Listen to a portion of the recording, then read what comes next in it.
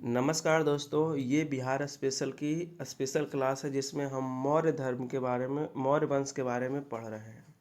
तो इसके पिछले वीडियो में हमने चंद्रगुप्त मौर्य और बिंदुसार को पढ़ा था। आज हम अशोक के बारे में पढ़ेंगे। तो इसमें बहुत सारे ट्रिक्स मिलेंगे आपको, तो आप सारे वीडियो की प्लेलिस्ट को एक बार ज़रूर चेक करें और सारे वीडियो को एक बार देखें। बहुत सारे ट्रिक्स हमने आपको दिए हैं, तो अगर आप इस प्लेलिस्ट को चेक करेंगे तो आपको याद करने में बहुत सारी सुविधाएं होने वाली है। तो आप अपने दोस्तों के साथ शेयर भी करेंगे और कमेंट सेक्शन में ज़रूर बताएंगे कि आप किस जगह से इस वीडियो को देख रहे हैं। तो चलिए शुरू करते हैं आज की क्लास, और हम शुरू करते हैं अशोक के बारे में। तो लिखा हुआ है कि अशोक, जिसका कि समय काल था आपका 268 ईसा पूर्व से 232 ईसा पूर्व। इसने 268 से 232 ईसा पूर्व के बीच में शासन किया, और उसके बारे में हम चर्चाएं करते हैं। तो अशोक का दूसरा नाम था देवनाम प्रियदर्शी, या फिर देवनाम अप्रिय और प्रियदर्शी। अशोक का अन्य नाम था देवनाम प्रिय या फिर प्रियदर्शी।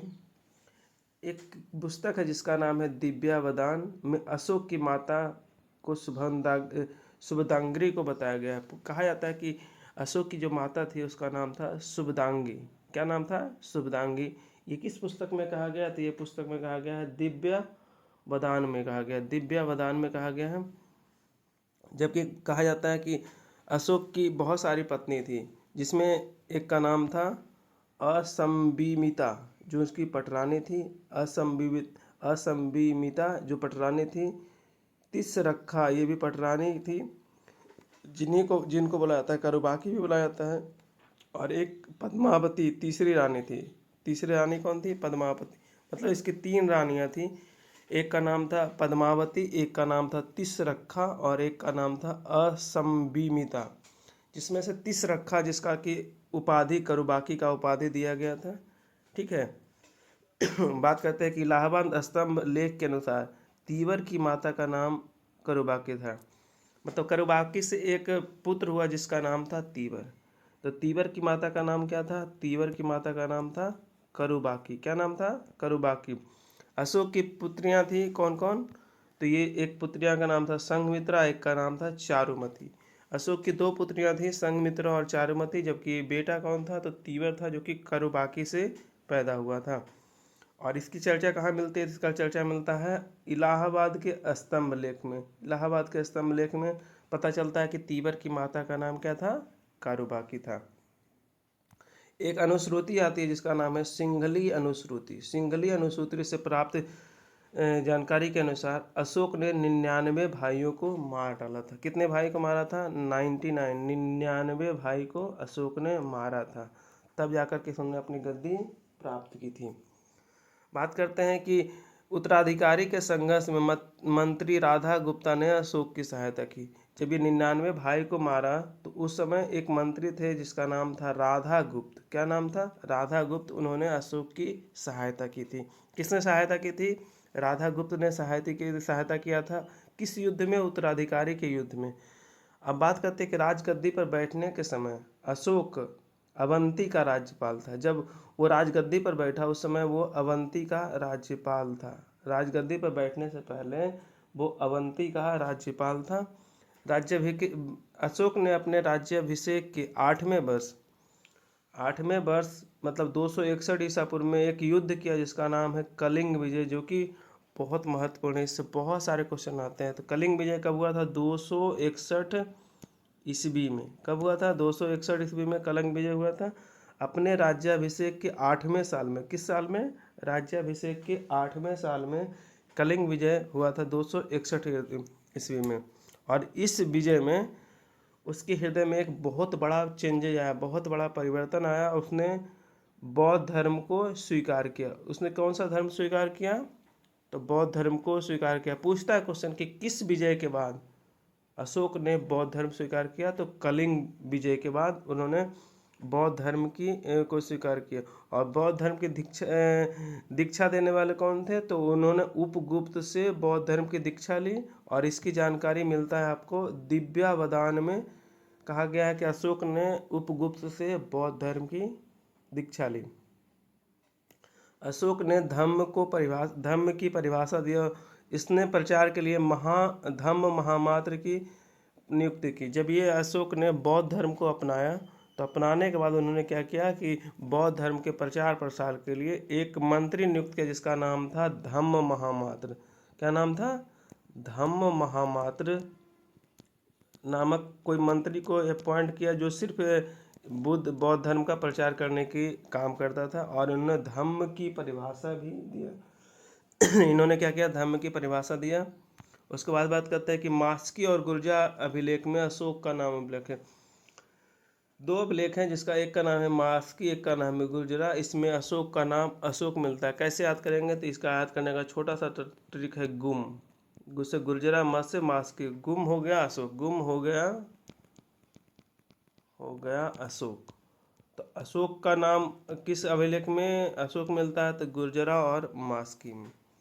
इसी के शासनकाल में तीसरी बौद्ध संगीति हुआ। पूछता है तीसरी बौद्ध संगीति किसके शासनकाल में हुआ? तो आप बताएंगे अशोक के शासनकाल में हुआ था। इसके बाद अगला कहा गया है कि भाब्रू अभिलेख में उसे मगध का राजा कहा। किस अभिलेख में मगध का राजा कहा गया? तो भाब्रू अभिलेख में उसे मगध का राजा कहा गया है। आगे बात करते हैं। अपने राज्याभिषेक के 20वें साल में अशोक ने बुद्ध की जन्म स्थली लुम्बिनी की यात्रा की और उसे कर मुक्त किया। जब राज्याभिषेक का 20वां साल चल रहा था तो वो लुम्बिनी में यात्रा किया। अशोक की जो जन्म स्थली था, बुद्ध धर्म की जन्म स्थली लुम्बिनी था, उसने वहाँ यात्रा की और वहाँ को टैक्स फ्री कर दिया। क्या कर दिया? टैक्स फ्री कर दिया। मतलब वहाँ आप कोई टैक्स नहीं लगा, टैक्स फ्री कर दिया, जो कि 20वें साल में हुआ। राज तरंगनी एक पुस्तक है जिसके लेखक है कल्हन। कौन है? कल्हन। राज तरंगनी के अनुसार अशोक ने श्रीनगर शहर का निर्माण किया। श्रीनगर शहर को किसने बसाया? तो अशोक ने बसाया है श्रीनगर शहर को। और राय तरंगनी में कहाँ का इतिहास मिलता है? तो राय तरंगनी में आपका जम्मू कश्मीर का इतिहास मिलता है, और जम्मू कश्मीर में ही आपका श्रीनगर है। तो राज तरंगनी के अनुसार अशोक ने श्रीनगर शहर का निर्माण किया। उसके बाद बात करते हैं कि जेम्स प्रिंसेप द्वारा 1837 में अभिलेख के पढ़ने के बाद अशोक के शासनकाल के बारे में पता चलता है। तो अशोक का जो अभिलेख लिखा हुआ था उसको पढ़ा किसने? तो उसको पढ़ा है जेम्स प्रिंसेप ने। कब पढ़ा? 1837 में। तब से पता चलता है कि अशोक का शासनकाल के बारे में जानकारी मिलती है। पूछेगा अशोक के शासनकाल के बारे में जानकारी के लिए अभिलेख को किसने पढ़ा? तो जेम्स प्रिंसेप ने पढ़ा। कब पढ़ा? 1837 में पढ़ा। अशोक का जो अभिलेख लिखा हुआ था वो 4 लिपि में लिखा हुआ था, ब्राह्मी, खरोष्टी, ग्रीक और अरेमाइक। 4 लिपि में लिखा हुआ था, ब्राह्मी, खरोष्टी, ग्रीक और अरेमाइक। ठीक है, 4 लिपि में लिखा हुआ था। इसके बारे में ग्रीक एवं अरेमाइक लिपि अफगानिस्तान से, ग्रीक और अरेमाइक लिपि कहाँ से मिला है? अफगानिस्तान से। खरोष्टी लिपि उत्तर पश्चिम पाकिस्तान से, और बाकी शेष जो ब्राह्मी लिपि है वो भारत से मिला है। ब्राह्मी लिपि भारत से, खरोष्टी लिपि उत्तर पश्चिम पाकिस्तान से, और ग्रीक और अरेमाइक लिपि अफगानिस्तान से मिले हैं।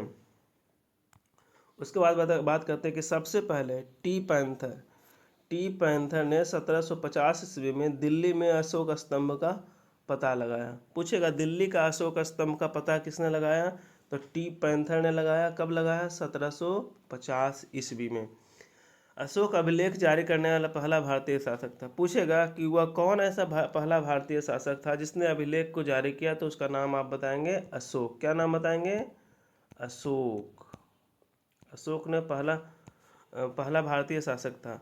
अगला है आपका अशोक द्वारा 14 शिलालेख। कितने शिलालेख? 14 शिलालेख, 7 स्तंभ लेख और कई छोटे छोटे शिलालेख एवं स्तंभ लेख जारी किए गए। मेनली रूप से अशोक ने 14 शिलालेख बनवाया और 7 स्तंभ लेख का निर्माण करवाया। अब कौन कौन से शिलालेख है उसके बारे में कुछ जानकारी लेते हैं। तो एक है लौरिया अरेराज, लौरिया नंदनगढ़, रामपुरवा लेख, जो कि बिहार के चंपारण से मिले हैं। बिहार के चंपारण में कुल 3 शिलालेख है। कौन कौन? लौरिया अरेराज, लौरिया नंदनगढ़ और रामपुरवा। बिहार में 3 अभिलेख हैं, लौरिया अरेराज, लौरिया नंदनगढ़ और रामपुरवा लेख बिहार के चंपारण से मिले हैं। आगे बात करते हैं कि अशोक बराबर की पहाड़ियाँ, बराबर की पहाड़ियों में सुदामा गुफा का निर्माण कराकर आजीविकों को दान में दिया था। तो अशोक ने गया में एक है, गया में बराबर की पहाड़ी है, कहाँ है? गया में बराबर की पहाड़ी है, जहाँ एक गुफा बनाया था जिसका नाम था सुदामा गुफा। क्या नाम था? सुदामा गुफा नाम था। और वहाँ पे उन्होंने बनाकर के आजीविकों को दान में दे दिया था। अगला क्वेश्चन है आपका कि अशोक का सबसे बड़ा और सबसे लंबा अभिलेख 13वां है। सबसे बड़ा अभिलेख कौन सा है? सबसे बड़ा है आपका 13वां, सबसे बड़ा 13वां अभिलेख है। और ये सबसे लंबा है, सबसे लंबा और सबसे बड़ा 13वां अभिलेख है, जो कि उड़ीसा के धौली में है। कहाँ है? उड़ीसा के धौली में है। जबकि सबसे छोटा रुम्नीदेही या लुम्बिनी अभिलेख है। सबसे छोटा रुम्नीदेही या लुम्बिनी अभिलेख है। और सबसे बड़ा कौन सा है? तो 13वां अभिलेख है, जो कि उड़ीसा के धौली में है।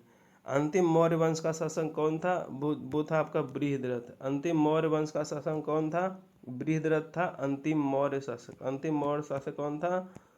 बृहद्रथ। कौन था? बृहद्रथ अंतिम मौर्य शासक था। आगे हम बात करेंगे शुंग वंश की, कण्व वंश की, कुषाण वंश की। इसके बारे में अगले वीडियो में चर्चा होगी। तो अगर आपने इस वीडियो को अच्छे से देखा है तो आप इस चैनल को सब्सक्राइब करेंगे। आपको समझ में आई है तो सब्सक्राइब करेंगे और वीडियो को एक लाइक करके कमेंट सेक्शन में बताएंगे कि आप किस जगह से इस वीडियो को देख रहे हैं। मिलते हैं आपसे अगली वीडियो।